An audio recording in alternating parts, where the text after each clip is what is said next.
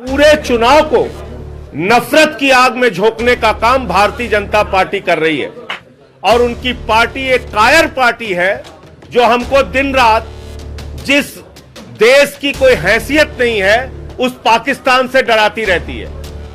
इन भाजपाइयों को अगर डर लगता है तो डरे, लेकिन हिंदुस्तान की जनता को पाकिस्तानियों से डराने का काम मत करो। हम कोई पाकिस्तान से डरने वाले लोग नहीं। इसलिए पूरे चुनाव को डरा डरा कर भारतीय जनता पार्टी पूरा चुनाव लड़ना चाहती है।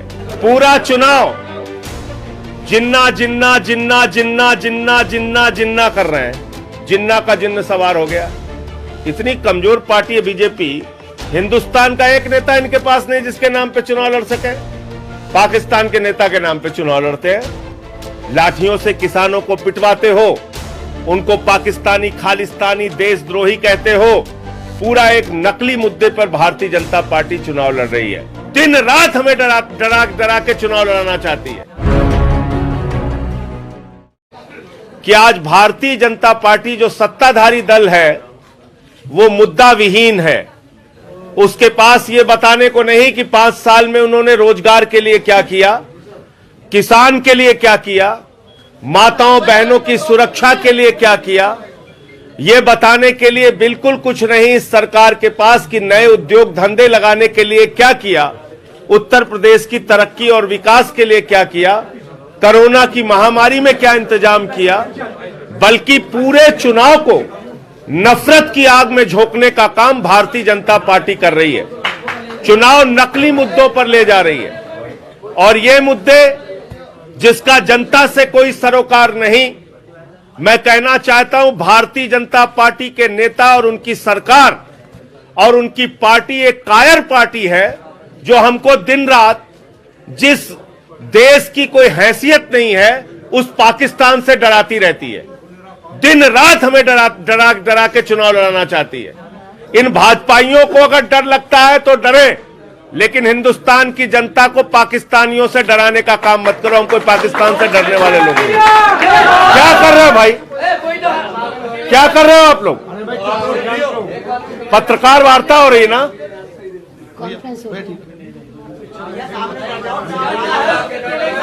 तो इसलिए पूरे चुनाव को डरा कर भारतीय जनता पार्टी पूरा चुनाव लड़ना चाहती है। गृह मंत्री जी आए थे कैराना, आदित्यनाथ जी आए थे। उन्होंने कहा अब पलायन नहीं होने देंगे। तो 5 साल से हिंदुस्तान में किसकी सरकार है? ओबामा की सरकार है। उत्तर प्रदेश के मुख्यमंत्री लालू यादव जी हैं। कौन है उत्तर प्रदेश का मुख्यमंत्री?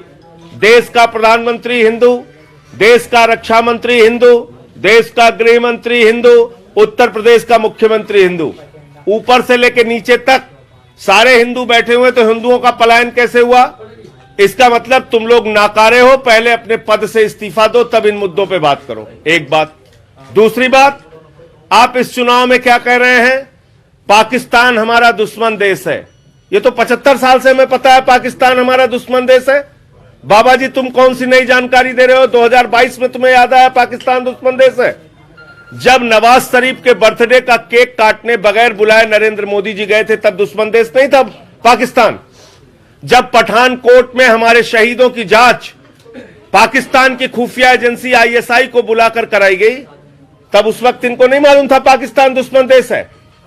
पाकिस्तान के प्रधानमंत्री को भारत के प्रधानमंत्री के रूप में पहले प्रधानमंत्री है नरेंद्र मोदी, जिन्होंने अपने शपथ ग्रहण समारोह में बुलाया 75 वर्षों के इतिहास में।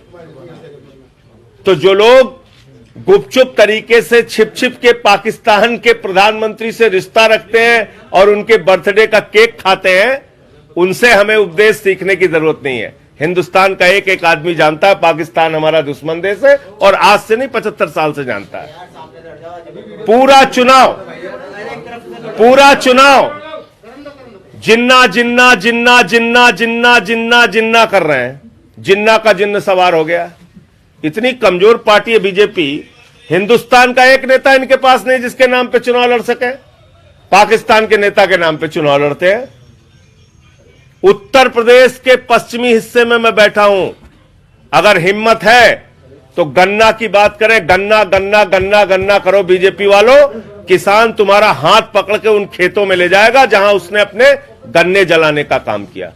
5 साल तक गन्ने की कीमत नहीं देते हो, लाठियों से किसानों को पिटवाते हो, उनको पाकिस्तानी खालिस्तानी देशद्रोही कहते हो, और जब चुनाव आ जाता है तो जिन्ना जिन्ना जिन्ना जिन्ना करते हो। गन्ने की बात करो, किसान के मुद्दों की बात करो।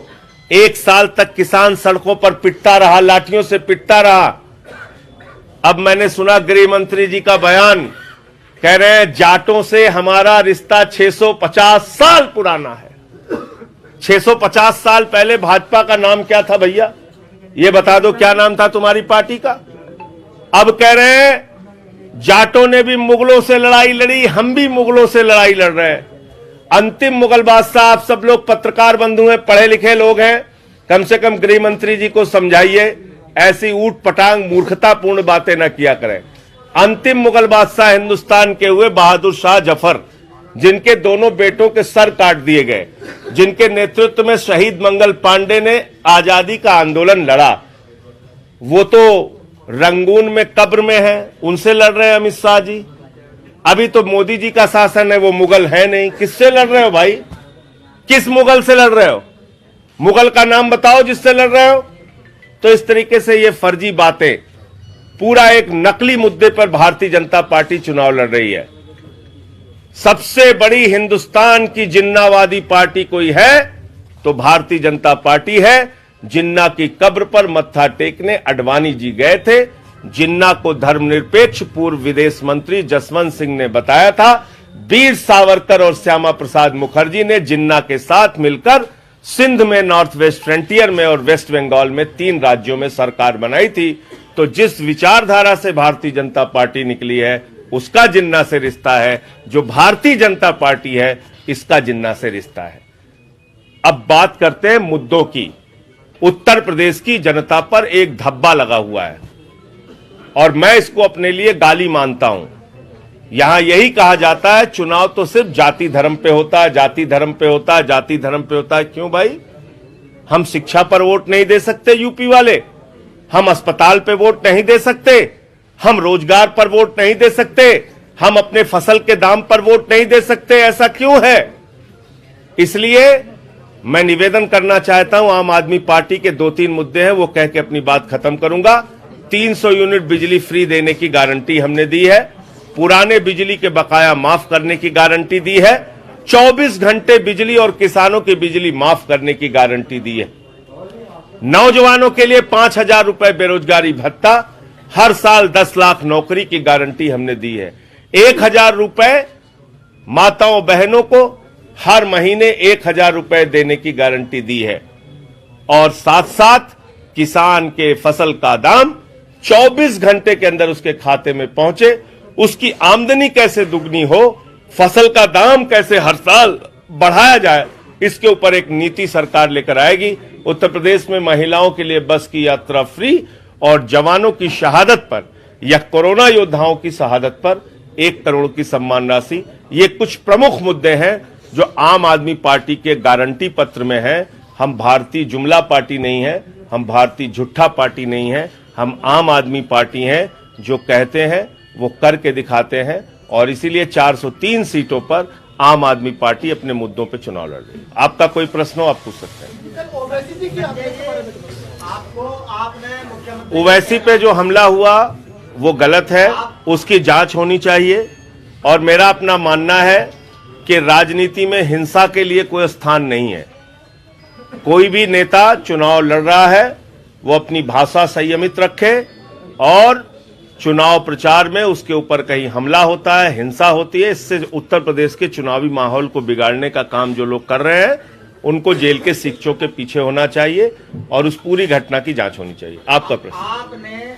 आप यूपी में आपको मुख्यमंत्री का चेहरा बनाया, जो प्रचार हुआ, ये आप जानकारी दे रहे हैं, मुझे नहीं मालूम है। आप कहीं से चुनाव लड़ रहे हैं? नहीं, मुझे कोई मुख्यमंत्री का चेहरा नहीं बनाया पार्टी में, ना मैं कहीं उस रेस और दौड़ में हूं। मैं चुनाव के लिए उत्तर प्रदेश के पार्टी के प्रभारी के तौर पे पूरे जिले जिले में जाके काम कर रहा हूं और पिछले 2 साल से काम कर रहा हूं।